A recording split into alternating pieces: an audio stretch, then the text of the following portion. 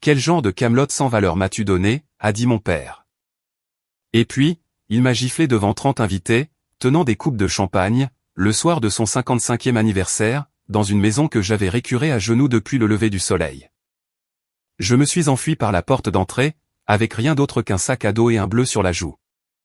Je ne le savais pas alors, mais cette gifle était la dernière chose que Gérald Talbot me ferait jamais. Car à minuit, je serais assise dans un SUV noir, en face d'un étranger qui prononcerait 5 mots qui démêleraient 18 ans de mensonges. Avant de continuer, prenez un moment pour aimer et vous abonner, mais seulement si vous vous connectez sincèrement avec cette histoire. Laissez un commentaire pour me dire d'où vous regardez, et quelle heure il est chez vous. Je m'appelle Hilary. Bien que, pendant la majeure partie de ma vie, j'ai été forcé de répondre au nom d'Alison. J'ai 21 ans. Maintenant, laissez-moi vous ramener à ce samedi matin, le jour où Gérald Talbot a eu 55 ans, et le dernier jour que j'ai passé sous son toit. J'ai réglé mon réveil à 5 heures du matin ce jour-là, comme tous les samedis. Sauf que ce samedi était accompagné d'une liste manuscrite de 2 pages, que Donna avait laissée sur le comptoir de la cuisine la veille au soir. Balayer le patio. Disposer les chaises pliantes, 32 d'entre elles, une pour chaque invité sur la liste de Gérald. Repasser la nappe. Couper les citrons. Laver les plats de service poterie barn à la main, parce que le lave-vaisselle laisse des traces. Leur maison se trouvait dans une impasse tranquille du comté de Henrico, en Virginie. Une coloniale de 4 chambres, avec une pelouse soignée que Gérald payait quelqu'un pour tondre, mais dont il disait aux voisins que je m'occupais. À l'intérieur, la table de salle à manger était en chêne massif, 12 places, polie chaque semaine par mes soins. Sur le comptoir, 2 caisses de Cabernet de la Napa Valley, et un gâteau à 3 étages venant d'une boulangerie qui facturait plus pour la pâte à sucre que ce que je gagnais en une semaine. Ma chambre était en bas. Pas le sous-sol aménagé, non, le débarras à côté du chauffe-eau. Pas de fenêtre. Un matelas simple que Gérald avait récupéré d'un tas d'encombrants sur le trottoir quand j'avais 9 ans. Une couverture en laine qui sentait le carton humide, peu importe combien de fois je la lavais. La chambre de Meghan était à l'étage. Grand lit, écran plat, un miroir de vanité entouré de ses ampoules style Hollywood. Elle avait 23 ans et vivait toujours à la maison. Elle avait toujours sa carte de crédit liée au compte de Gérald. Elle n'avait toujours pas appris à faire cuire un œuf, parce que c'était à ça que je servais. J'avais passé 3 mois à économiser pour le cadeau de Gérald, un portefeuille en cuir, du vrai cuir, d'un grand magasin du centre-ville. 84 €, ce qui ne semble pas beaucoup, à moins que vous ne gagniez 11 € de l'heure à récurer des plaques de cuisson dans un restaurant appelé Rosie's, sur la route 1. Je l'avais emballé dans du papier craft, parce que je ne pouvais pas me permettre un sac cadeau. Je ne savais pas, debout dans cette cuisine à 5 heures du matin avec de la farine sur les mains, que ce portefeuille serait la dernière chose que je donnerais jamais à cet homme. Gérald est descendu à 10 heures. Polo Ralph Lauren, celui avec le gros logo, bleu poudré, pantalon kaki repassé au couteau, haut de colonne si épaisse qu'elle m'a atteinte avant lui. Il a arpenté le patio comme un général inspectant ses troupes, a déplacé une grappe de ballon de 6 pouces vers la gauche, a fixé les tranches de citron que j'avais arrangées sur le pichet d'eau, et a dit sans me regarder, elles sont inégales. Refais-les. Donna est apparue à midi, brushing impeccable, boucle d'oreilles en perles, une robe en lin d'Ann Taylor qu'elle avait commandée en ligne et m'avait fait défroisser à la vapeur. Elle a inspecté la cuisine, a passé un doigt le long du comptoir, et a chuchoté quelque chose à Gérald que je n'étais pas censé entendre, mais que j'ai entendu, elle ne t'a pris qu'un truc bon marché. Prépare-toi. Meghan est arrivée en dernier, parce que bien sûr, elle le ferait. Nouvelle robe, nouvelle mèche, nouveau talon claquant sur le sol que j'avais ciré à 6 heures du matin. Elle a tendu à Gérald une Apple Watch, la série 9, en acier inoxydable, celle qui se vend 700 €. Elle l'avait chargée sur la carte de crédit supplémentaire que Gérald lui donnait pour les urgences. Gérald l'a ouverte, a rayonné, et a embrassé son front. Ça, c'est ma fille, a-t-il dit aux premiers invités qui franchissaient la porte. Il avait son bras autour de Meghan. Elle sait toujours ce que son vieux père aime. Il ne m'a pas regardé. Il ne le faisait jamais quand d'autres personnes regardaient. J'étais la fille qui portait les plateaux, remplissait les verres, essuyait les ronds de condensation sur la table basse avant qu'il ne puisse marquer. Quand l'une des invitées, une femme du bureau de Gérald, a demandé à Donna, Alison ne devrait-elle pas s'asseoir et manger avec nous? Donna a souri de la façon dont elle souriait toujours, chaleureuse comme une porte fermée, et a dit « Oh, elle aime aider ». C'est sa façon de montrer sa gratitude. Vous savez comment c'est avec les enfants adoptés. J'ai continué à porter des plateaux. C'est arrivé pendant l'ouverture des cadeaux. Gérald était assis en bout de table comme si c'était un trône. 30 invités disposés autour de lui. Voisins, amis de l'église, quelques collègues de l'agence d'assurance qu'il gérait. Les flûtes de champagne attrapaient la lumière des guirlandes du patio. Meghan était perchée sur la coudoir de sa chaise, filmant sur son iPhone. Donna se tenait derrière lui, une main sur son épaule, irradiant l'image d'une femme qui avait tout réussi. Je me suis avancé avec le paquet en papier craft.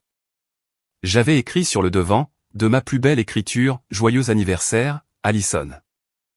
Gérald l'a pris, l'a soupesé dans sa main. Je me souviens avoir pensé qu'il pourrait réellement sourire. Il souriait parfois, quand personne ne pouvait l'accuser de s'attendrir. Mais ensuite, il a déchiré le papier, a sorti le portefeuille, l'a ouvert, l'a refermé, et l'a tenu en l'air comme une preuve lors d'un procès. Quel genre de camelote sans valeur m'as-tu donné? Sa voix a coupé à travers le bavardage. La conversation s'est arrêtée. Les fourchettes se sont figées en l'air. Quelqu'un a posé un verre trop soigneusement. J'ai commencé à expliquer, j'ai économisé pendant 3 mois. 3 mois et c'est tout ce que tu as trouvé. Il s'est levé. La chaise a raclé la pierre du patio. Même le chien a de meilleures friandises. Et puis, il m'a frappé.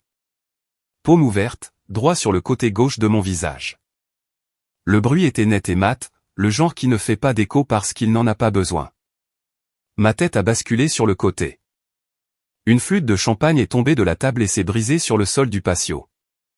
Et pendant une seconde, ce fut le seul son au monde. Personne n'a bougé.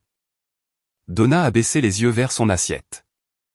Un homme du bureau de Gérald a étudié sa serviette. Meghan s'est mordu la lèvre et a continué de filmer. Une personne s'est levée. Ruth Kessler, la voisine d'à côté, 70 ans et un M50. Gérald s'était déplacé. Mêlez-vous de vos affaires, Ruth. Ruth s'est rassise, mais elle n'a pas détourné le regard de moi, et je n'ai jamais oublié cela. Je suis resté là, avec le goût du cuivre sur la langue et un portefeuille par terre entre nous, et j'ai pensé, cette gifle sera la meilleure preuve dont les avocats auront besoin. Je ne comprenais pas encore cette pensée. Je ne la comprendrai pas avant des heures, mais quelque chose en moi avait déjà commencé le décompte. Je ne suis pas retourné à la fête. Je suis allé dans le débarras, j'ai décroché le sac à dos Jean Sport du clou sur le mur bleu marine délavé, s'effilochant à la fermeture éclair, la seule chose qui m'avait suivi depuis le lycée, et j'ai emballé ce que je pouvais. 2 chemises, une paire de jeans sans trou, une brosse à dents, un chargeur de téléphone, l'enveloppe que j'avais trouvée au fond d'un carton que Gérald avait jeté le printemps dernier, celle avec un logo de l'État que je ne comprenais pas encore, et de l'intérieur d'une boîte à chaussures sous mon matelas, 340 € en liquide. Surtout des billets de 1 et de 5, l'argent des pourboires de chez Rosies que j'avais caché parce que Gérald vérifiait mon compte en banque. 340 €, un sac à dos, un bleu fleurissant déjà en violet sur ma pommette. C'était tout ce que je possédais dans ce monde. J'ai traversé le salon en sortant. La fête avait repris. Gérald riait de quelque chose que quelqu'un avait dit, champagne à la main, le portefeuille nulle part en vue. Meghan montrait quelque chose aux invités sur son téléphone, probablement la vidéo. Donna se tenait à la fenêtre et m'a regardé traverser la cour avant. Elle a tendu la main vers le rideau et l'a tiré pour le fermer. Personne n'a appelé mon nom. Dehors, l'air d'octobre a frappé mon visage, et la brûlure sur ma joue s'est ravivée comme une seconde gifle. Le comté de Henrico à 21 h est sombre. Pas sombre comme en ville, où il y a toujours une épicerie allumée au coin suivant, mais sombre comme en banlieue, où les lampadaires sont espacés et où le silence entre les maisons semble délibéré. J'ai marché le long de Patterson Avenue, sans destination, juste pour m'éloigner. Derrière moi, la musique de la fête devenait de plus en plus douce, jusqu'à ce que ce ne soit plus que des notes de basse, et puis plus rien du tout. J'avais fait peut-être 3 kilomètres quand des phares ont ralenti derrière moi. Un Cadillac Escalade noir, vitre teintée propre, plaque de Virginie. Il s'est arrêté à 3 mètres devant. La porte arrière s'est ouverte et j'aurais dû courir. Chaque instinct disait de courir. Mais j'étais déjà si fatigué de fuir les choses. J'ai pensé que peut-être, juste pour cette fois, je verrais ce qui courait vers moi. Un homme est sorti en premier. Milieu de la cinquantaine, grand, mince, portant un caban gris anthracite qui, je l'apprendrai plus tard, venait de chez Brooks Brothers. Pas accent grave l'œil, juste le genre de manteau qui tombe comme si quelqu'un vous avait mesuré pour le faire. Ses cheveux étaient brun foncé, filetés d'argent. Et ses yeux vert noisette, écartés, captant la lumière du réverbère étaient exactement les mêmes yeux que je voyais dans le miroir de ma salle de bain chaque matin. Derrière lui, une femme, plus petite, rousse, aux traits affûtés, portant un porte-documents en cuir comme si elle venait de quitter une salle d'audience. Elle gardait ses distances, professionnelle, vigilante. Les mains de l'homme tremblaient. Je pouvais le voir même dans le noir. « Je suis désolé de vous effrayer », a-t-il dit. Sa voix s'est brisée sur le deuxième mot. « Je m'appelle Richard Whitford, et je crois que je suis votre père biologique. » J'ai fait un pas en arrière. Mes épaules ont heurté un poteau de boîte aux lettres. Ce n'est pas possible. Mes parents biologiques ne voulaient pas de moi. C'est ce qu'on m'a dit. On vous a menti. Il a fouillé dans la poche intérieure de son manteau et a sorti une photo. Petite, pliée au coin, clairement manipulée 1 millier de fois. Une femme tenant un tout petit. La femme avait des cheveux auburn et des pommettes comme les miennes, et un sourire qui penchait légèrement vers la gauche. Le tout petit avait des yeux vert noisette. Son nom était Catherine, a-t-il dit. C'était votre mère. Elle est morte dans un accident de voiture quand vous aviez 2 ans, et j'ai passé chaque jour depuis lors à essayer de vous retrouver. J'ai regardé la photo, puis lui, puis la photo à nouveau, parce que la femme dessus avait la même bouche que moi, la même inclinaison de tête. Et la regarder, c'était comme trouver un mot que vous cherchez depuis toute votre vie. La femme rousse a parlé, je m'appelle Margaret Hale. Je suis l'avocate de Monsieur Whitford, spécialisée en droit de la famille. Nous ne sommes pas ici pour vous emmener où que ce soit où vous ne voulez pas aller. Nous surveillons votre situation par des voies légales depuis plusieurs mois. Ce soir, quand nos enquêteurs vous ont vu quitter la maison, nous avons pris la décision de vous approcher. Vous surveillez la maison? Margaret a hoché la tête. La fête d'anniversaire, beaucoup d'invités.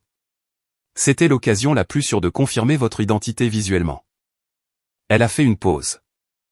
Nous vous avons aussi vu courir.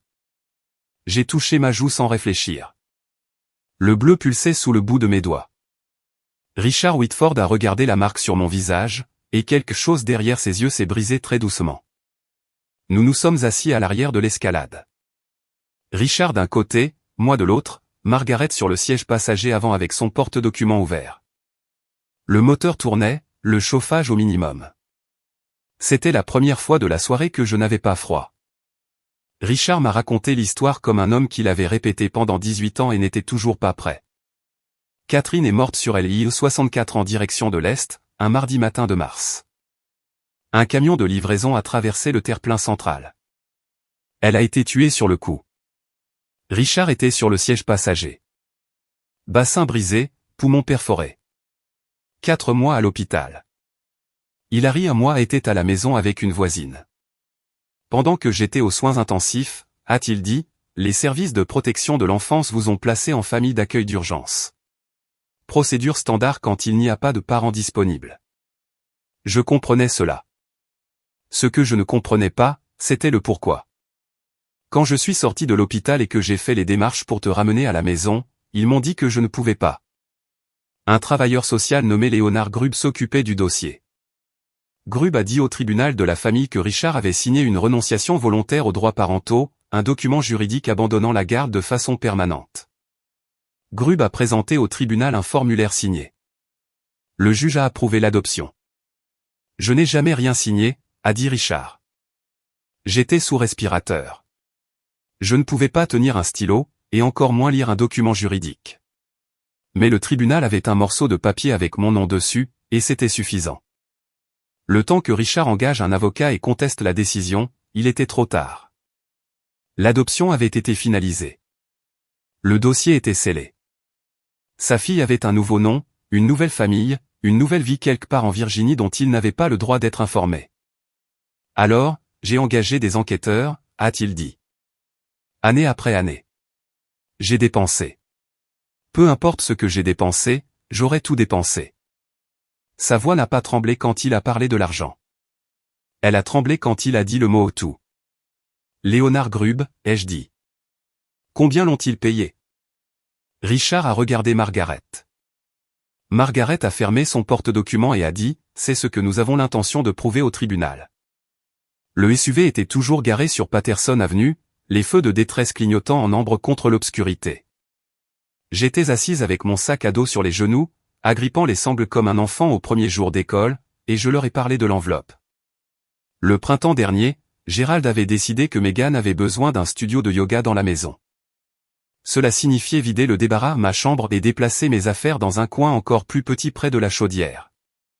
Il a jeté la plupart de mes affaires dans un sac poubelle et l'a mis sur le trottoir. J'ai fouillé le sac avant que le camion poubelle ne passe, parce que c'est ce qu'on apprend à faire quand rien de ce qu'on possède n'est en sécurité. On vérifie et on sauve ce qu'on peut. Au fond d'une boîte en carton endommagée par l'eau, sous de vieux bulletins scolaires et un sac Ziploc de vêtements de bébé, j'ai trouvé une enveloppe jaune, à l'aspect officiel. L'adresse de retour portait un sceau et les mots au département des services sociaux de Virginie.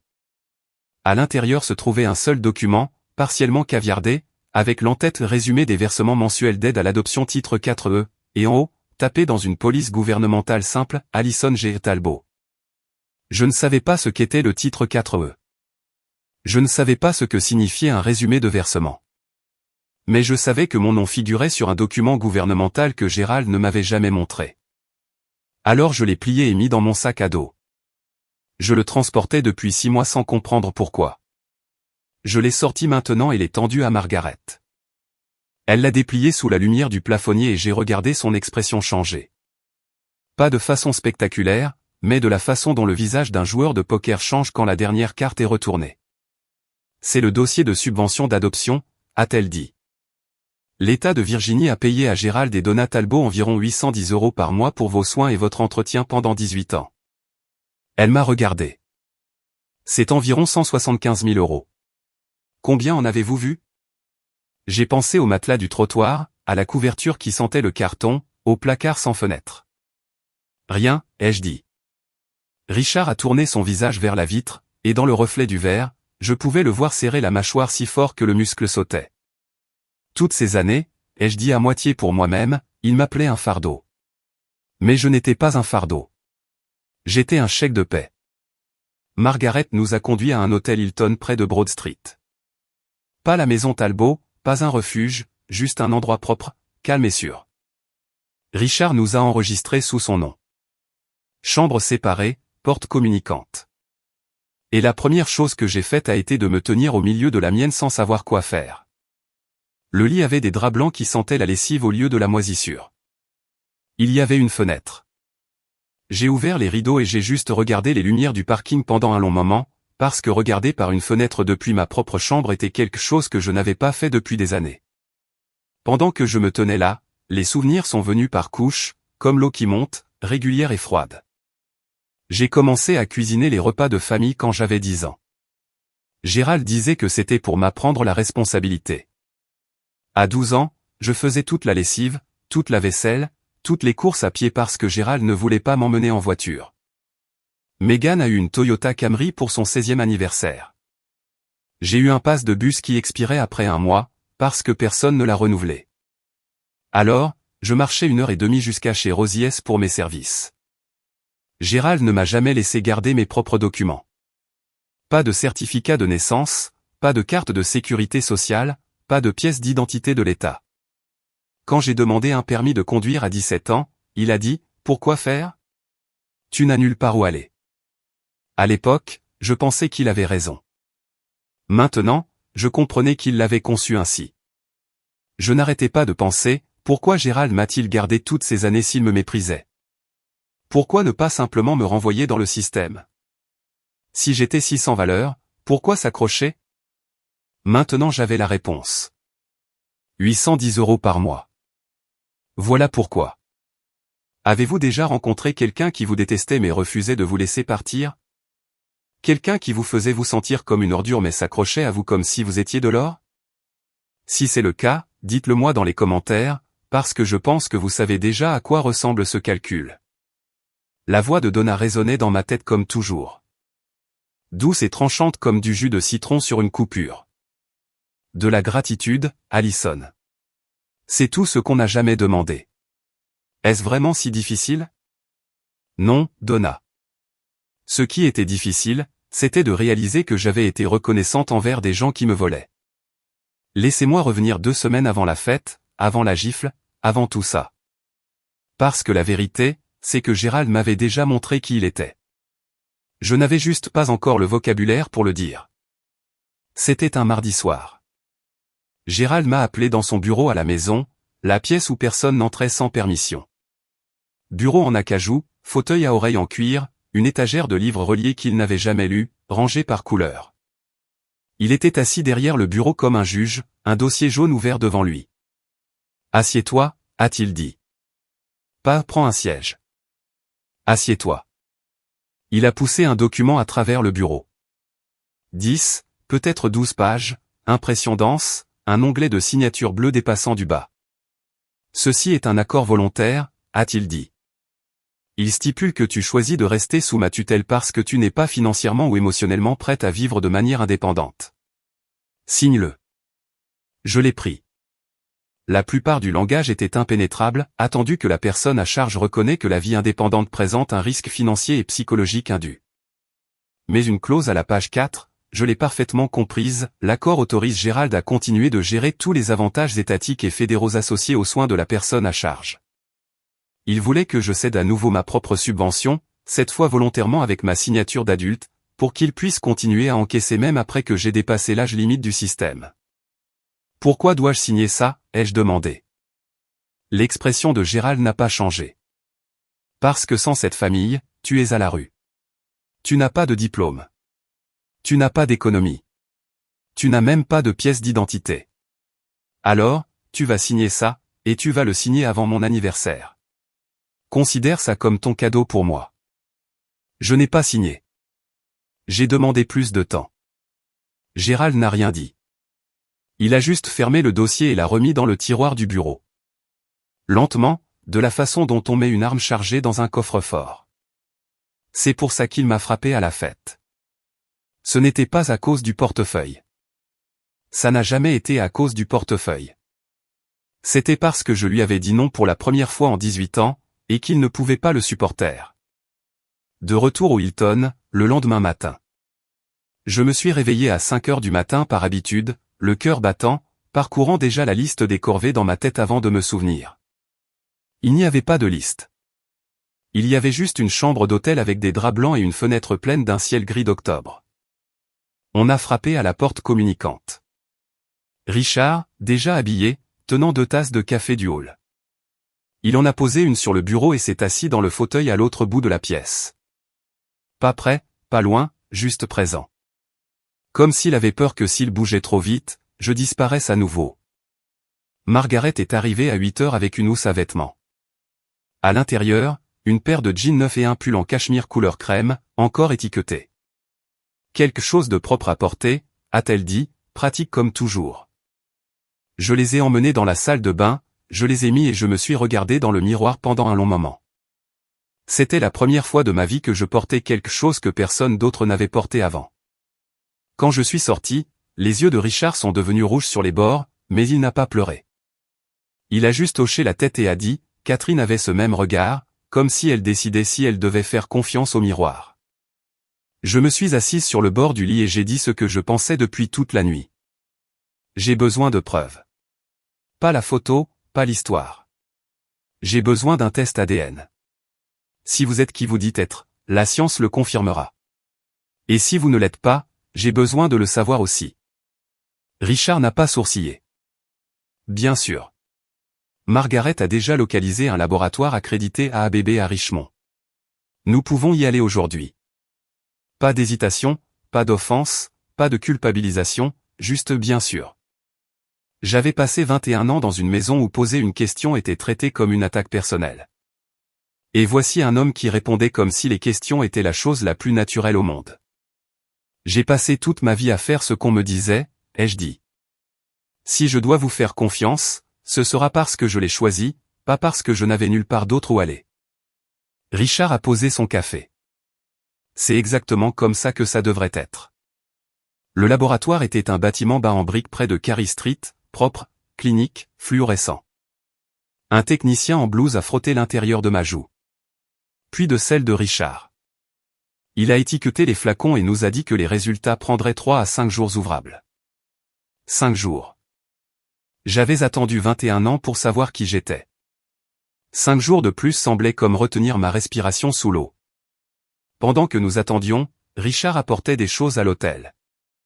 Pas des cadeaux, pas de la façon dont Gérald donnait des cadeaux comme des transactions avec des conditions attachées, mais des morceaux. Un album de photos. Catherine enceinte, riant sur une balancelle de Porsche, une main sur son ventre. Catherine tenant un nouveau-né avec un chapeau rose. Richard, Catherine et le bébé devant un bungalow en briques dans le quartier fan de Richmond, avec une porte rouge. Le bébé avait des yeux vert noisette, même à l'époque. C'est la maison où tu es arrivé, a dit Richard. Je la possède toujours. Je n'ai pas pu me résoudre à la vendre. J'ai étudié chaque photo comme si c'était un document que je devais mémoriser pour un examen. Le visage de ma mère, ses mains, la façon dont elle se tenait, légèrement penchée, le poids sur son pied gauche, la même façon dont je me tiens quand je n'y pense pas. Elle est belle, ai-je dit. Tu ressembles exactement à elle, a-t-il dit. Surtout les yeux. Le 5e jour, Margaret a appelé. J'étais assise sur le lit de l'hôtel avec l'album ouvert sur une photo de Catherine soufflant des bougies d'anniversaire quand mon téléphone a sonné. 99,998% de probabilité de paternité, a dit Margaret. C'est confirmé. Richard Whitford est votre père biologique. Je n'ai rien dit pendant un moment. J'ai juste tenu le téléphone et regardé la photo, et j'ai senti quelque chose s'ouvrir dans ma poitrine. Pas se briser, pas éclater, mais s'ouvrir, de la façon dont une porte s'ouvre quand quelqu'un tourne enfin la poignée de l'autre côté. 99,998%. Un chiffre. Mais pour moi, c'était la première preuve en 21 ans que je n'étais pas un accident dont personne ne voulait. La voix de Margaret est revenue sur la ligne, stable et précise. Maintenant nous en avons assez. La prochaine étape est le tribunal de la famille. Voici ce que j'ai appris plus tard. D'après les dépôts judiciaires, le témoignage de Ruth Kesley, et les SMS que Donna finirait par remettre à Margaret. Le lendemain matin de la fête, Gérald a appelé la police du comté de Henrico et m'a signalé disparu. Pas parce qu'il était inquiet, mais parce qu'il calculait. L'officier qui a répondu a vérifié mes informations et a dit à Gérald ce qu'il ne voulait pas entendre, j'avais 21 ans, j'étais une adulte légale. Si j'étais parti volontairement, il n'y avait pas de dossier de personnes disparues à ouvrir. Elle n'est pas partie volontairement, a dit Gérald à l'officier. Elle est mentalement inapte. Elle peut à peine fonctionner sans supervision. L'officier a demandé si Gérald avait des documents prouvant cela, un diagnostic, une ordonnance de tutelle, quelque chose de légal. Gérald n'en avait pas, parce que je n'étais pas mentalement inapte. J'étais juste contrôlé. Cette nuit-là, selon les SMS de Donna, ce qu'elle remettrait plus tard comme preuve, Gérald a fait les 100 pas dans le salon pendant 3 heures. Donna était assise sur le canapé et tapait ce qu'il dictait. Gérald, si cette fille parle à qui que ce soit, services sociaux, avocats, n'importe qui, on est fini. Trouve le dossier d'adoption. Tout. Les originaux. Donna, tu as dit qu'elle ne savait rien. Gérald, elle ne sait rien. Mais si quelqu'un lui montre où regarder. Il savait. Il avait toujours su. La signature falsifiée, le travailleur social soudoyé, la subvention qu'il encaissait depuis 18 ans sur le dos d'une enfant qu'il traitait comme une domestique. Gérald portait tout cela dans sa tête de la façon dont certains hommes portent des dettes. Constamment conscient, gérant constamment, ne considérant jamais une seule fois que toute la structure pourrait s'effondrer. Gérald n'avait pas peur de me perdre. Il avait peur de ce que je découvrirais une fois libre. Il ne savait pas que l'homme dont il aurait dû avoir peur, l'homme qui avait dépensé 18 ans et les honoraires d'un détective privé pour essayer de retrouver sa fille, était assis dans un Hilton à 20 minutes de là, assemblant un dossier de 8 cm d'épaisseur. Margaret a étalé les documents sur le bureau de l'hôtel comme un chirurgien disposant ses instruments. C'était la 2e fois que je voyais les preuves, mais cette fois, elles avaient des dents. Regarde ça, a-t-elle dit en glissant un formulaire photocopié vers moi. C'était la renonciation volontaire aux droits parentaux datée d'octobre 2005. En bas, une signature, Richard R. Whitford. Soigné, délibéré, penchant légèrement vers l'avant. Puis elle a placé une deuxième feuille à côté, un rapport certifié d'un expert en documents judiciaires, le docteur Hélène Marsh, qui avait comparé la signature sur le formulaire de renonciation à 12 exemplaires connus de l'écriture de Richard et déclaration d'impôt, demande d'hypothèque. Contrats commerciaux s'étendant sur 20 ans. La pression du stylo est incohérente, a dit Margaret en pointant du doigt. La formation des lettres dans le nom de famille ne correspond à aucun des exemplaires. La conclusion du docteur Marsh, et je cite, est que la signature a été produite par une main autre que celle de Richard R. Whitford avec un haut degré de certitude. Elle a laissé cela s'installer. Puis elle a sorti un troisième document du dossier, un relevé bancaire. Un compte chèque personnel appartenant à Léonard Grubb, le travailleur social qui avait traité mon dossier. Le 14 octobre 2005, 6 jours avant que l'adoption ne soit finalisée, un dépôt de 5 000 € est apparu. La source, un virement bancaire du compte personnel de Gérald R. Talbot. Pas via l'église, a dit Margaret. Pas via une charité. De compte à compte direct. Une semaine avant que l'adoption ne soit approuvée. J'ai fixé les chiffres. 5 000 €. C'était ce que mon identité entière avait coûté. Mon nom, mon père, mon enfance. Échangé pour le prix d'une voiture d'occasion. Richard était assis à l'autre bout de la pièce, les bras croisés, la mâchoire serrée. Il avait déjà vu ces documents, mais me regarder les voir, c'était quelque chose de différent. Je pouvais le dire à la façon dont il respirait, superficielle et prudente, comme un homme essayant de ne pas casser quelque chose en le tenant trop fort. Donc, l'adoption peut être annulée, ai-je demandé. Margaret a fermé le dossier. En vertu de la loi de Virginie, une adoption obtenue par fraude, y compris un consentement falsifié, peut être déclarée nulle. Oui, elle peut être annulée. 2 jours avant la date du tribunal, une lettre est arrivée à la réception du Hilton adressée à moi, Alison Talbot, pas Hilary Whitford, parce que Gérald refusait toujours de croire que j'avais un autre nom. À l'intérieur, une seule page sur du papier en tête de l'agence d'assurance de Gérald, manuscrite, et une photo. Moi à 3 ans, assise sur les genoux de Gérald dans le salon de la maison de l'Impasse, portant une robe rose que je ne me souviens pas avoir possédée. Il souriait. Je souriais. Cela ressemblait à une famille. La lettre disait, Alison, je ne sais pas qui est cet homme ni ce qu'il t'a dit, mais il n'est pas ton père. C'est un étranger qui exploite une jeune femme confuse. Nous sommes ta famille. Nous avons été ta famille pendant 18 ans. Rentre à la maison. On peut arranger ça. Je te pardonne d'être parti. Papa. Je l'ai lu 3 fois. Le mot pardonne m'a frappé différemment à chaque fois. D'abord comme une porte qui s'ouvre, puis comme une serrure qui se ferme, puis comme une main agrippant mon poignet. Il me pardonnait d'être parti après m'avoir frappé. Je me suis assise sur le bord du lit de l'hôtel et j'ai senti la pièce tanguer. 18 ans de conditionnement ne s'éteignent pas parce qu'un test ADN dit 99,998%. Quelque part en moi, une voix que je portais depuis l'enfance a chuchoté, et si Gérald avait raison? Et si tout ça était une ruse?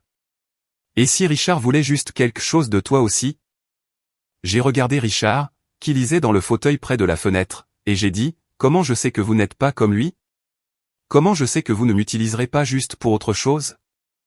Il a posé le livre. Il n'avait pas l'air blessé. Il ressemblait à un homme qui comprenait exactement pourquoi je posais la question. Tu ne sais pas, a-t-il dit. Pas encore. Et je ne vais pas essayer de te convaincre avec des mots. Parce que les mots ne valent rien. L'ADN ne ment pas. Les documents ne mentent pas. Et le tribunal décidera de ce qui est vrai. Tout ce que je te demande, c'est de laisser parler les preuves. Il a repris son livre et s'est remis à lire. Et ça, le fait de ne pas pousser, de me laisser de l'espace était la chose qui m'effrayait le plus, parce que c'était si différent de tout ce que je connaissais. Cette nuit-là, je n'ai pas pu dormir. Alors, j'ai fait ce que je faisais toujours quand le monde cessait d'avoir du sens, j'ai regardé les preuves. J'ai pris l'enveloppe titre 4E de mon sac à dos et je l'ai posée sur le bureau à côté de la lettre de Gérald. 2 documents.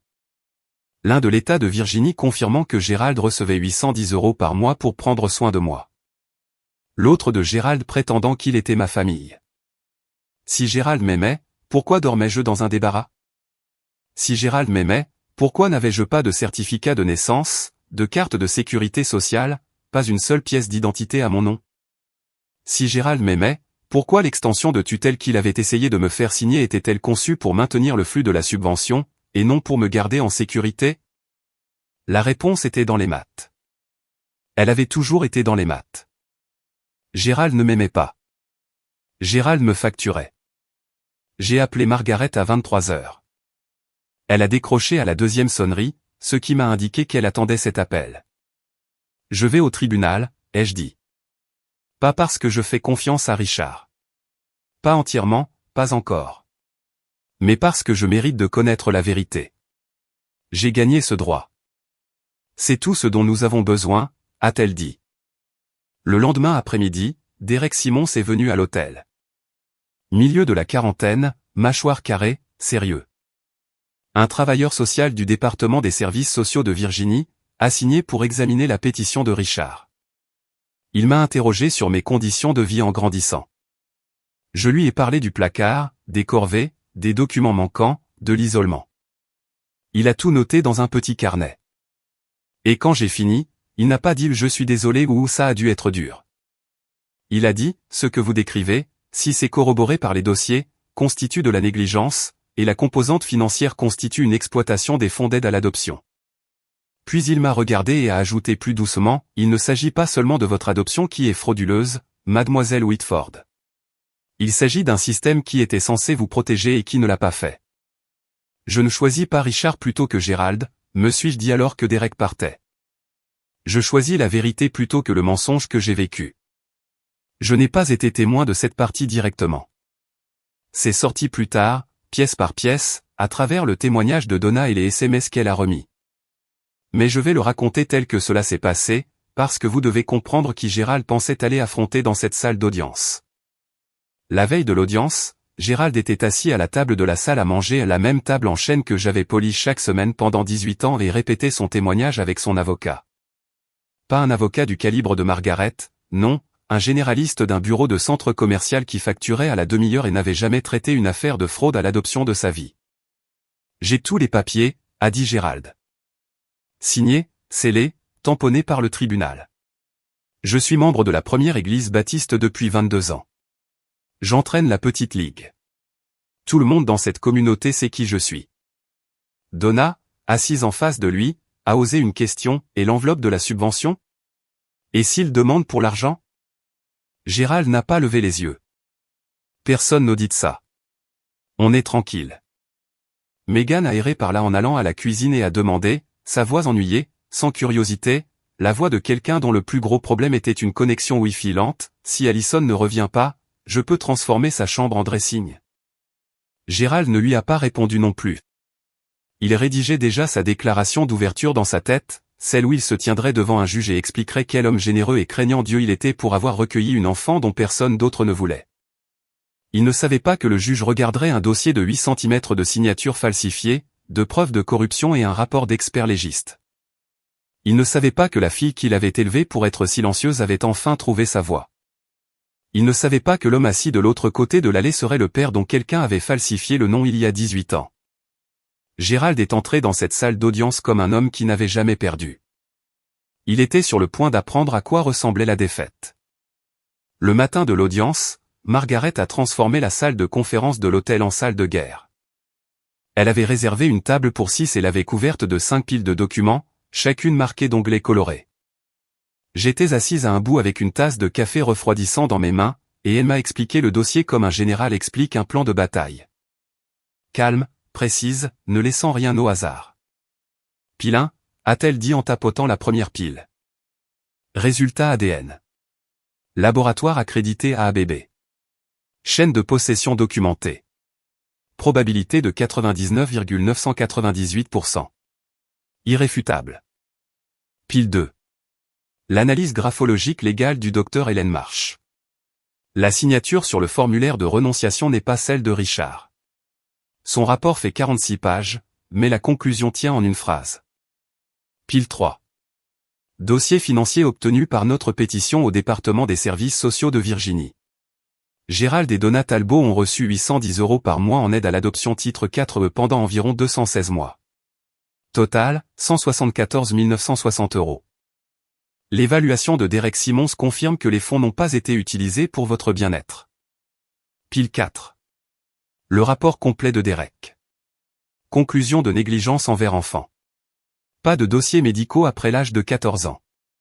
Pas de documents d'identité personnelle en votre possession. Conditions de vie incompatibles avec l'objectif de l'aide à l'adoption. Pile 5. Elle a fait une pause. Une déclaration sous serment de Ruth Kessler, votre ancienne voisine. Elle a accepté de témoigner qu'elle a été témoin de schémas continus de traitement inégal, et qu'elle a personnellement vu Gérald vous frapper à la fête d'anniversaire. Ruth. 70 ans, 1,50 m. La seule personne dans ce jardin qui s'était levée. Je ne lui avais pas parlé depuis cette nuit-là, mais elle avait parlé à Margaret, et elle n'avait pas hésité. Est-ce que je dois dire quelque chose au tribunal, ai-je demandé. Margaret m'a regardé. Seulement si vous le voulez.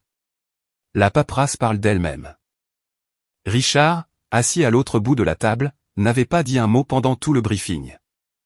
Maintenant, il a parlé juste une fois, quoi qu'il arrive là-dedans, tu as déjà gagné. Tu es libre. J'ai regardé les 5 piles sur la table. Une vie de mensonges démantelée en dossier à onglet. Et j'ai pensé, non, je n'ai pas encore gagné. Mais je suis sur le point de le faire. Richard m'a emmené chez Banana Republic cet après-midi-là.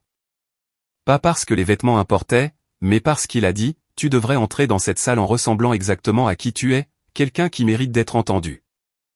J'ai essayé un blazer bleu marine, un chemisier en soie blanc, un pantalon gris anthracite. Je me suis tenu devant le miroir de la cabine d'essayage et j'ai fixé la personne qui me regardait en retour. Elle avait les épaules droites et les yeux clairs, et ressemblait à quelqu'un qui pourrait s'asseoir à une table de conférence, pas y porter des plateaux.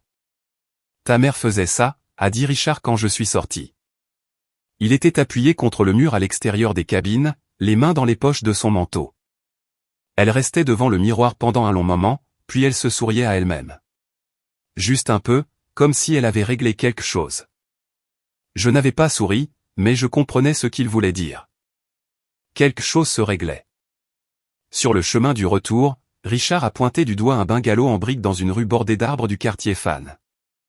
Porte d'entrée rouge, volet blanc, une balancelle de Porsche suspendue immobile dans l'air d'octobre. C'est la maison, a-t-il dit. Celle sur les photos. Je l'ai regardée à travers la vitre, la maison où j'étais né, la maison dont on m'avait enlevé et je n'ai pas ressenti la douleur à laquelle je m'attendais. J'ai ressenti quelque chose de plus calme, une sorte de reconnaissance qui siège dans le corps plutôt que dans l'esprit. Cette nuit-là, la nuit avant l'audience, je me suis assise sur le lit de l'hôtel et j'ai écrit dans un carnet que j'avais acheté au CVS de l'autre côté de la rue. Pas un discours, pas un plan, juste une ligne pour moi-même. Quoi qu'il arrive demain, je ne retournerai jamais dans ce débarras. Je ne répondrai jamais à un nom qui n'est pas le mien. Je ne serai plus jamais reconnaissante d'être utilisée. J'ai dormi 4 heures. J'ai rêvé d'une porte rouge qui s'ouvrait. Tribunal de la famille de Richmond, un mardi matin de fin octobre. Le bâtiment était en vieille brique fédérale, entrée à colonnes, sol de couloir qui faisait écho à chaque pas, comme si le bâtiment voulait que vous sachiez qui arrivait. Je suis arrivé à 8h30 avec Richard à ma gauche et Margaret à ma droite. Derek Simons quelques pas derrière, portant une boîte d'archives remplie de dossiers. Blazer bleu marine, chemisier blanc, cheveux tirés en un chignon bas. Pas de bijoux. Je n'en possédais pas. Mais mes mains étaient stables et mon dos était droit. Gérald est arrivé à 8h40. Costume gris, cravate bordeaux, Donna à son bras dans sa robe Anne Taylor, Meghan traînant derrière dans quelque chose de trop décontracté pour le tribunal. Son avocat portait un seul dossier. Gérald portait son menton à l'angle d'un homme qui croyait que c'était une formalité. Puis il nous a vus. Ses yeux sont allés vers moi en premier. Ont enregistré le blazer, la posture, l'absence de la fille qui avait l'habitude de regarder le sol. Puis ils se sont déplacés vers Richard, puis vers Margaret, puis vers la boîte d'archives que Derek posait sur la table du plaignant. Le visage de Gérald ne s'est pas effondré. Il s'est recalibré. J'avais déjà vu ce regard. L'arithmétique mentale rapide d'un homme qui contrôle chaque variable réalisant soudainement qu'il y en a une qu'il a manqué. La main de Donna s'est resserrée sur son bras. Meghan a sorti son téléphone, puis s'est ravisée et l'a rangé. Gérald et moi avons croisé nos regards à travers le couloir. Pour la première fois de ma vie, je n'ai pas baissé les yeux. Le greffier a ouvert les portes de la salle d'audience et a appelé l'affaire, dans l'affaire de l'adoption de la mineure anciennement connue sous le nom de Hilary Whitford, maintenant appelée Alison Grace Talbot. Nous sommes entrés. Les deux camps. La même porte, des mondes différents. Margaret s'est tenue de la façon dont j'imaginais qu'un scalpel se tiendrait s'il le pouvait. Droite, précise, reflétant la lumière. Elle s'est adressée au juge, l'honorable Patricia Dwyer, sans note.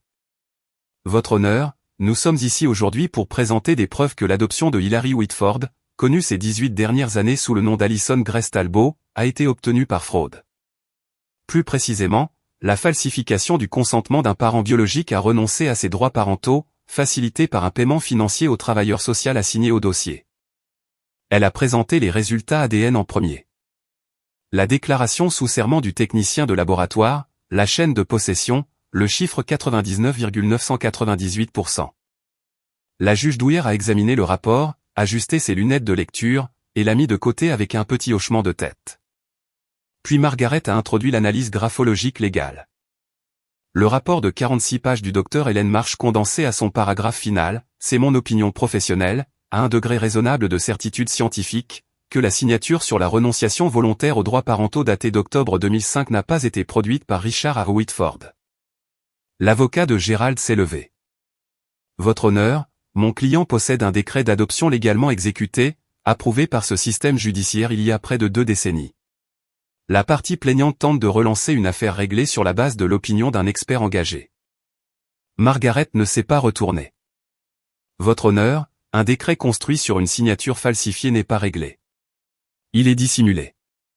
Nous sommes ici pour le dévoiler. J'ai entendu Ruth Kessler bouger dans la galerie derrière moi. Un homme que je ne reconnaissais pas. Plus tard, j'apprendrai qu'il était journaliste judiciaire pour le Richmond Times-Dispatch a écrit quelque chose dans un carnet étroit. 2 femmes de l'église de Gérald étaient assises au 2e rang, leur visage tendu par l'inconfort particulier des gens regardant une réputation se désassembler en temps réel. La juge Dwyer a regardé l'avocat de Gérald par-dessus ses lunettes. Le tribunal entendra la présentation complète du plaignant. Continuez, mademoiselle Hale. Margaret est passée au dossier financier, et c'est là que l'air dans la salle d'audience a changé. Elle a projeté le résumé de versement titre 4E sur l'écran de la salle d'audience. Le même document que j'avais tiré d'un sac poubelle il y a 6 mois. Mois après mois, année après année, une colonne de chiffres courant le long de la page comme un grand livre de mon enfance. Monsieur Talbot, a dit Margaret, la juge avait permis l'interrogatoire direct. L'État de Virginie a payé à votre foyer 810 € par mois en aide à l'adoption pour les soins de l'enfant placé chez vous sur environ 18 ans. Cela totalise 174 960 €. Pouvez-vous dire au tribunal comment ces fonds ont été alloués au bien-être de l'enfant? Gérald s'est redressé dans sa chaise. Tout est allé à la fille. Nous l'avons nourri, habillé, gardé un toit au-dessus de sa tête. 18 ans de tout ça, ce n'est pas bon marché. Margaret a hoché la tête comme si elle s'attendait à cette réponse. Ce qui était le cas. Puis elle a appelé Derek Simons. Derek s'est approché de la barre en portant son rapport comme un homme portant quelque chose de lourd et d'important. Il avait visité la maison Talbot.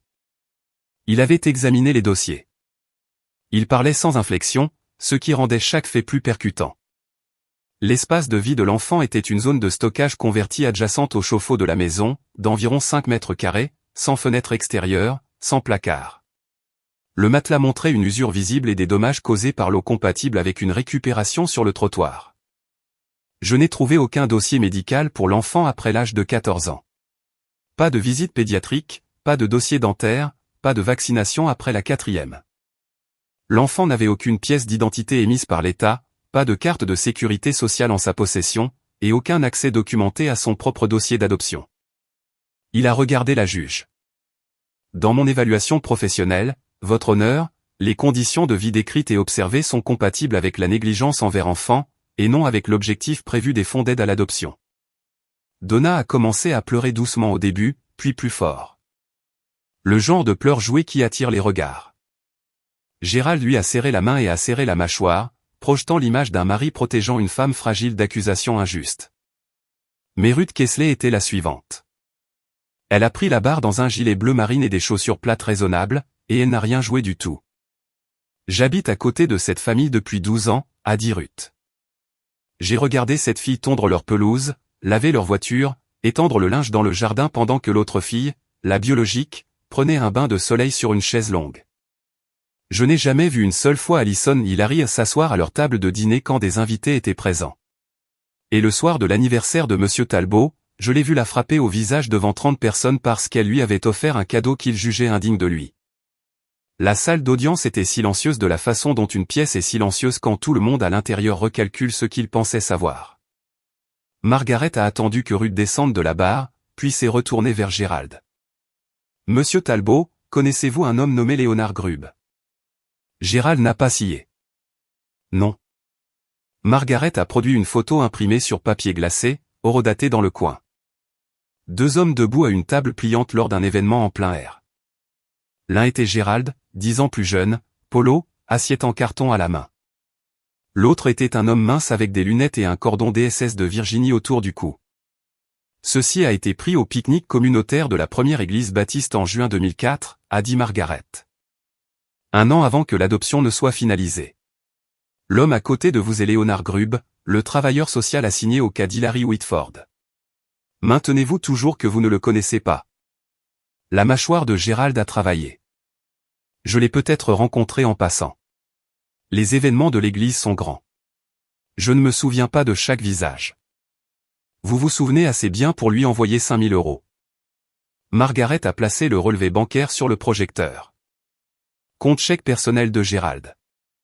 14 octobre 2005. Virement bancaire. Bénéficiaire, Léonard Monsieur Grubb. Pouvez-vous expliquer ce paiement? C'était un don pour l'église. C'était une contribution communautaire acheminée de votre compte personnel directement vers le compte personnel de Monsieur Grubb, pas le compte de l'église. Gérald s'est tourné vers son avocat, qui étudiait la surface de la table avec l'intensité d'un homme espérant y trouver une sortie. Aucune objection n'est venue. J'ai tout donné à cette fille. La voix de Gérald a craqué vers le haut, tranchante comme une gifle. Il était debout maintenant, une main à plat sur la table. 18 ans. Un foyer, de la nourriture. Et c'est le remerciement que je reçois? Un escroc débarque et soudain je suis le méchant? Monsieur Talbot. La voix de la juge douillère était basse et définitive. Asseyez-vous. Maintenant. Il s'est assis, mais la salle l'avait déjà entendu. Le masque qui craque, l'arrogance qui déborde. Dans la galerie, les femmes de l'église fixaient leurs genoux. Le stylo du journaliste judiciaire bougeait plus vite. Margaret s'est tournée vers la juge avec le calme de quelqu'un qui venait de regarder son adversaire faire son travail à sa place. Votre honneur, nous aimerions que le tribunal note la caractérisation par Monsieur Talbot de son rôle parental comme quelque chose qu'il a donné et dont il attend le remboursement. Ce n'est pas être parent. C'est une transaction. Margaret m'a regardé. Je lui avais dit la veille au soir, je veux parler. Pas parce que l'affaire en avait besoin, les documents suffisaient, mais parce que j'avais été silencieuse pendant 21 ans, et certaines choses doivent être dites par la personne qui les a vécues. Votre honneur, la fille du plaignant aimerait s'adresser au tribunal si permis. La juge douillère a hoché la tête. Vous pouvez procéder. Je me suis levé. Blazer bleu marine, chemisier blanc, mains sur les côtés. J'ai regardé la juge, pas Gérald, parce que ce n'était pas pour lui. Votre honneur, je ne suis pas ici pour la vengeance. Le mot est resté en l'air un moment, et je l'ai laissé faire. Je suis ici parce que pendant 21 ans, je ne savais pas qui j'étais. Je ne connaissais pas mon propre nom. Je ne connaissais pas le visage de ma mère. Je ne savais pas que quelqu'un me cherchait, ou que les papiers qui m'ont mise dans cette maison étaient construits sur une signature falsifiée. J'ai fait une pause, j'ai respiré. Monsieur Talbot a dit qu'il m'avait tout donné. Voici à quoi ressemblait le tout, un débarras sans fenêtre. Un matelas venant du trottoir de quelqu'un. Pas de visite chez le médecin après l'âge de 14 ans. Pas d'identification.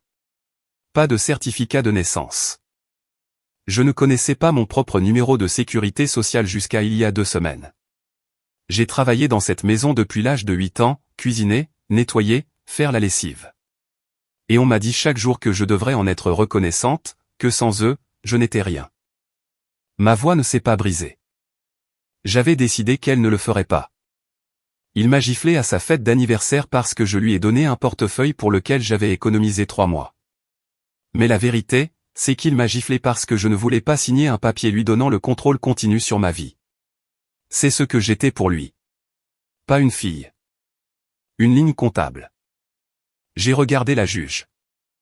Je ne demande pas à ce tribunal de punir Gérald Talbot. Je demande à ce tribunal de dire la vérité. Parce que je mérite au moins ça. Chaque enfant dans le système mérite ça. Je me suis rassise. La salle était silencieuse. Ruth Kessler pleurait doucement, pour de vrai. Le journaliste judiciaire avait arrêté d'écrire et me regardait juste. Richard était assis parfaitement immobile avec ses mains jointes sur la table, mais je pouvais voir ses jointures blanches. Quand je me tenais dans cette salle d'audience, je me souviens avoir pensé, pourquoi m'a-t-il fallu 21 ans pour dire quelque chose d'aussi simple? Avez-vous déjà gardé quelque chose à l'intérieur si longtemps que, quand vous le dites enfin à voix haute, vous êtes étonné que ce ne soit que quelques phrases? Que tout ce poids puisse tenir dans si peu de mots. Si vous savez ce que ça fait, dites-le moi dans les commentaires, parce que je pense que c'est le genre de choses qu'on ne peut pas expliquer à quelqu'un qui ne l'a pas porté. Ce qui s'est passé ensuite, personne ne s'y attendait. Surtout pas Gérald. Donna s'est levée. Pas de la barre des témoins, elle n'avait pas été appelée. Elle s'est levée du banc des défendeurs, a lissé le devant de sa robe Anne Taylor de la façon dont elle lissait tout, et a dit d'une voix qui tremblait comme un câble sur le point de rompre. Votre honneur, j'ai quelque chose que je dois dire. Gérald a attrapé son poignet. Donna, assieds-toi. Elle s'est dégagée.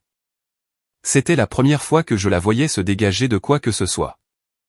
J'ai écrit le chèque, a dit Donna. Son mascara coulait déjà, mais ce n'étaient pas les pleurs joués de tout à l'heure. C'était différent. Brut, laid, le genre qui se fiche d'avoir un public. 5 000 € à Léonard Grube. Gérald m'a dit que c'était pour accélérer le processus d'adoption. J'ai écrit le chèque de notre compte joint, et je savais. Je savais ce que ça signifiait. L'avocat de Gérald a mis sa tête dans ses mains. Gérald est devenu rouge depuis le col, un cramoisi profond et marbré que je n'avais jamais vu sur lui auparavant. Elle ment, a dit Gérald. Elle est confuse. Elle essaie de se protéger. J'essaie de me protéger? La voix de Donna s'est brisée, aiguë et désespérée. Parce que je t'ai protégé pendant 18 ans et je ne peux plus le faire. Je t'ai regardé frapper cette fille. Je t'ai regardé la faire travailler comme une mule. Et je n'ai rien dit parce que j'avais peur de toi, Gérald. J'avais peur d'exactement ça. La juge Douillard l'a laissé finir. La salle d'audience était si calme que je pouvais entendre les lumières fluorescentes bourdonner au-dessus de nous. Megan était assise figée dans la galerie, téléphone sur les genoux, bouche ouverte. Monsieur Talbot, a dit la juge, et sa voix portait le poids de quelqu'un qui en avait beaucoup vu et était encore capable d'être consterné. Encore un éclat, et je vous outrage à magistrat. Gérald s'est assis, immobile comme la pierre, et pour la première fois de ma vie, je l'ai vu avoir peur. La juge Douillard a pris 12 minutes pour examiner les documents finaux. 12 minutes. Je le sais parce que j'ai regardé l'horloge sur le mur de la salle d'audience, le vieux type analogique avec une trotteuse qui fait tic-tac au lieu de glisser, et j'ai compté chaque rotation. Quand elle a levé les yeux, elle ne s'est pas adressée à Gérald en premier. Elle s'est adressée à moi. Mademoiselle Whitford. Et j'utiliserai ce nom maintenant, parce que les preuves devant ce tribunal l'exigent. Le tribunal a examiné la pétition, l'analyse graphologique légale, les dossiers financiers, le témoignage du travailleur social et du témoin voisin, les résultats ADN, et la déclaration faite volontairement par Madame Talbot. Elle a enlevé ses lunettes. Les preuves sont sans ambiguïté. La renonciation volontaire aux droits parentaux déposée en octobre 2005 porte une signature qui a été déterminée par analyse légale certifiée comme étant frauduleuse. Le père biologique, Richard Whitford, n'a jamais consenti à la résiliation de ses droits parentaux. L'adoption qui a suivi a donc été construite sur une fondation de falsification et, sur la base des preuves financières présentées. facilité par un paiement direct au travailleur social assigné au cas. Elle s'est tournée vers Gérald. Il était assis rigidement droit, cravate toujours nouée, main à plat sur la table, un homme maintenant la posture de l'autorité alors que l'autorité se vidait de lui. C'est la décision de ce tribunal que l'adoption de Hilary Whitford, appelée Alison Grace Talbot, est déclarée void ab initio. L'adoption est annulée dans son intégralité. Gérald n'a pas bougé. De plus, le tribunal ordonne à Gérald et Donna Talbot de restituer intégralement tous les fonds d'aide à l'adoption titre 4E reçus, totalisant 174 960 €, au Commonwealth de Virginie. Donna a laissé échapper un son qui n'était pas tout à fait un mot. Enfin, ce tribunal renvoie l'affaire au bureau du procureur du comté de Henrico pour enquête sur d'éventuelles accusations criminelles, y compris, mais sans s'y limiter, la falsification en violation du Code de Virginie section 18.2 à 172, la fraude liée à l'assistance publique. Et la négligence envers enfants sous la section 18.2 à 371.1. La juge a posé ses papiers. Le nom légal de l'enfant est rétabli à Hilary Whitford. Effectif immédiatement. L'audience est levée. Le marteau est tombé. Et le son de celui-ci, ce simple coup de bois, a été la chose la plus forte que j'ai jamais entendue de ma vie. Plus fort que la gifle, plus fort que 18 ans de silence. Cela ressemblait à une serrure qui s'ouvre. Dans la galerie, Ruth Kessler a pressé ses deux mains sur sa bouche. Les femmes de l'église étaient déjà debout, rassemblant leurs sacs à main, ne se regardant pas dans les yeux. Le journaliste judiciaire a fermé son carnet et m'a regardé avec une expression que je ne pouvais pas tout à fait nommer. Quelque chose entre le respect et la tristesse. Gérald était assis immobile. Son avocat remballait déjà. Et pour la première fois, j'ai réalisé que l'homme que Gérald avait engagé pour le défendre ne pouvait pas sortir de cette pièce assez vite. Le couloir à l'extérieur de la salle d'audience sentait la cire à parquet et la chaleur de vieux radiateurs. Je marchais vers la sortie avec Richard d'un côté et Margaret de l'autre quand j'ai entendu les talons. Rapides, inégaux, le son de quelqu'un qui n'a pas l'habitude de se presser dans des chaussures qui n'étaient pas faites pour ça. Attends. Megan. Son maquillage était ruiné. Le mascara traçait des pistes sur ses deux joues. Le fond de teint était inégal là où elle l'avait essuyé. Elle semblait plus petite que je ne l'avais jamais vue, ce qui était étrange parce qu'elle avait toujours pris tellement de place. Je ne savais pas, a-t-elle dit. Elle respirait fort, comme si elle avait couru, ou essayé de ne pas le faire. Pour l'argent. La subvention. Je pensais que maman et papa payaient pour mon école avec le salaire de papa. Je ne savais pas que c'était. Elle s'est arrêtée. Elle ne pouvait pas finir la phrase, et je comprenais pourquoi. La phrase se terminait par « ton argent », et le dire à voix haute le rendrait réel d'une manière pour laquelle elle n'était pas prête. Je l'ai regardée. La fille qui avait eu l'Apple Watch, la Toyota Camry, le grand lit, les mèches, la carte de crédit qui n'était jamais refusée. La fille qui avait ri quand Gérald m'avait frappé et l'avait filmé sur son téléphone. La fille qui avait demandé si elle pouvait transformer mon placard en rangement pour ses chaussures. Une partie de moi voulait crier. Une partie de moi voulait partir sans un mot. Mais ce que je ressentais, debout là dans un couloir de tribunal avec mon nom légal rétabli et mon vrai père à côté de moi, ce n'était pas de la rage. C'était de la clarté. J'espère que tu trouveras qui tu es sans son argent, Megan, ai-je dit. Je l'espère vraiment. Mais c'est ton voyage, pas le mien. Elle a hoché la tête une fois, et j'ai vu quelque chose passer sur son visage. Pas de la culpabilité exactement, mais le début de celle-ci, la fissure avant la rupture. Margaret a touché mon bras légèrement. Richard tenait la porte ouverte. J'ai marché vers eux et je ne me suis pas retourné. Pas parce que j'étais en colère, mais parce que pour la première fois, j'avais quelque part vers où marcher, au lieu de juste m'éloigner. Gérald se tenait au bas des marches du tribunal. Il semblait diminuer. Pas physiquement, c'était toujours un grand homme, toujours large d'épaules, mais quelque chose de structurel avait cédé. Sa cravate était desserrée. Sa veste de costume était déboutonnée. Donna était assise dans leur buick au bord du trottoir, le front contre le volant, moteur tournant. J'étais à mi-chemin des marches quand il l'a dit. Le nom qu'il m'avait assigné il y a 21 ans, le nom qu'un juge venait de rayer du dossier. Alison. Je me suis arrêté, je me suis tourné. Il m'a regardé de la façon dont il l'avait toujours fait, comme si j'étais quelque chose qu'il possédait et dont il n'arrivait pas tout à fait à déterminer la valeur. Mais maintenant, il y avait quelque chose d'autre en dessous. Quelque chose qui aurait pu être de la peur, si Gérald Talbot était le genre d'homme qui admettait avoir peur.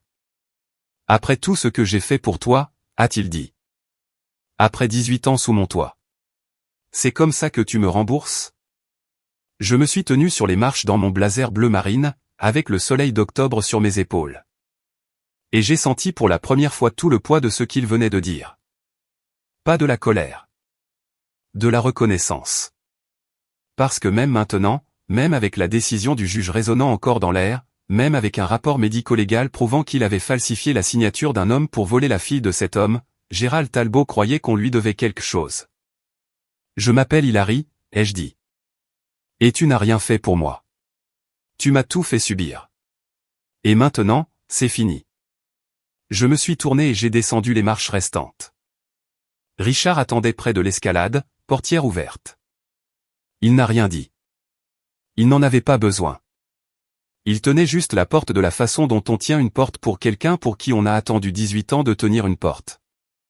Je suis monté, la porte s'est fermée, et la dernière chose que j'ai vue à travers la vitre teintée était Gérald Talbot debout seul sur les marches du tribunal, veste de costume ouverte, regardant son investissement s'éloigner. 6 mois plus tard, voilà où j'en suis. Je vis à Richmond. Pas dans la maison du quartier fan avec la porte rouge, bien que Richard me l'ait proposé. J'ai un appartement près de Grace Street, un studio avec de grandes fenêtres qui laissent entrer tellement de lumière le matin que je reste parfois juste là 1 minute avant de commencer ma journée. Les fenêtres étaient la première chose que je cherchais quand je cherchais un appartement. J'ai passé 18 ans dans une pièce sans fenêtre. Maintenant, j'ai besoin de voir le ciel quand je me réveille. J'étudie pour mon GED, équivalence du bac. Je suis aussi inscrite au programme culinaire du Reynolds Community College, ce qui est ironique, je sais. Gérald m'a fait cuisiner chaque repas pendant 18 ans, et maintenant je le choisis. Mais c'est ça la différence, n'est-ce pas? Entre quelque chose qu'on vous fait subir, et quelque chose que vous décidez de faire. Les ingrédients sont les mêmes. La signification est complètement différente. Richard et moi dînons tous les dimanches au bungalow. Ce n'est pas un grand cuisinier. Sa spécialité est le saumon trop cuit et le pain à l'ail légèrement brûlé. Mais il le fait lui-même. Et il met la table pour 2. Et il me demande comment s'est passée ma semaine, et il écoute la réponse. Nous ne sommes pas parfaits. Il y a des silences gênants. Il y a des moments où aucun de nous ne sait quoi dire, parce qu'on ne peut pas récupérer 18 années volées autour d'un saumon. Mais il est là, chaque dimanche, sans faute. Quant au Talbot, Gérald et Donna attendent leur procès. Falsification, fraude, négligence envers enfants. La maison du comté de Henrico est sous une seconde hypothèque pour couvrir le paiement de restitution. On a demandé à Gérald de démissionner de son poste au conseil des diacres de la première église baptiste. Il n'est pas parti sans faire de bruit. Donna, qui a coopéré à l'enquête, pourrait recevoir une peine réduite. Meghan a emménagé avec une tante à Fredericksburg et a obtenu un emploi dans un magasin de détail. Le premier emploi qu'elle ait jamais eu. Je vais en thérapie tous les jeudis. Une femme nommée Dr Torres, qui a un petit bureau avec une plante verte et qui ne me dit pas comment me sentir. Elle pose juste des questions et me laisse trouver mes propres réponses, ce qui, après 21 ans à se faire dire quoi penser, ressemble à l'apprentissage d'une nouvelle langue. La guérison ne se produit pas du jour au lendemain. Certains matins, je me réveille encore à 5 heures avec le cœur qui bat la chamade, cataloguant déjà mentalement des corvées qui n'existent plus. Mais alors j'ouvre les rideaux, et il y a le ciel, et je me souviens où je suis. Je veux être clair sur quelque chose avant de partir. Cette histoire n'est pas une histoire de vengeance. Je sais que ça peut y ressembler. Le tribunal, le jugement, l'ordre de restitution, les accusations criminelles. Mais la vengeance signifierait que je voulais que Gérald souffre comme j'ai souffert, et ce n'est pas le cas. Je veux qu'il soit tenu responsable. Ce sont des choses différentes. La vengeance est un feu que vous allumez en espérant qu'il brûle quelqu'un d'autre. La responsabilité, c'est juste allumer les lumières pour que tout le monde puisse voir ce qui était déjà là. Si vous êtes dans une famille où vous êtes toléré au lieu d'être aimé, où votre présence est endurée, non valorisée, où on vous a appris que la gratitude signifie le silence et l'obéissance signifie la survie. Je veux que vous entendiez ceci, vous n'êtes pas le problème. Vous n'avez jamais été le problème. Les gens qui vous ont fait vous sentir comme un fardeau portaient leurs propres dettes, et ils ont mis le poids sur vous parce que vous étiez assez petit pour l'accepter. Vous méritez de connaître votre propre nom. La famille, ce n'est pas de la paperasse. Ce n'est pas un décret de tribunal, ou un dossier d'adoption, ou une signature, falsifiée ou non. La famille, c'est la personne qui s'assoit avec vous pendant que vous apprenez à faire confiance à nouveau. La personne qui dit bien sûr quand vous demandez des preuves au lieu de la foi. La personne qui tient la porte et ne vous demande pas d'en être reconnaissant. Dimanche dernier, Richard et moi étions assis sur le porche du bungalow, dans la rue du quartier Fan. Celle avec la porte rouge. Il buvait du café. Je lisais. Aucun de nous ne parlait, et c'était le silence le plus confortable que j'ai jamais connu. À un moment donné, il a regardé vers moi et a dit, « Je suis content que tu sois là. » Et j'ai dit, « Moi aussi. » Je m'appelle Hilary Whitford, et pour la première fois de ma vie, je sais exactement qui je suis. Merci d'être resté jusqu'à la fin. Si cette histoire vous a fait ressentir quelque chose, colère, soulagement, reconnaissance, ou juste la compréhension silencieuse que vous avez été dans une pièce comme celle-là, vous aussi écrivez-le dans les commentaires. Je lis tout le monde. Et si vous voulez entendre ce qui est arrivé à une femme dont la belle famille l'a jetée hors de la maison la veille de Noël, cette histoire est dans la description ci-dessous. Cliquez dessus. Je promets que vous ne le regretterez pas. Jusqu'à la prochaine fois, prenez soin de vous. Et si quelqu'un vous dit encore que vous devriez être reconnaissant d'être maltraité, vous avez la permission d'arrêter d'écouter.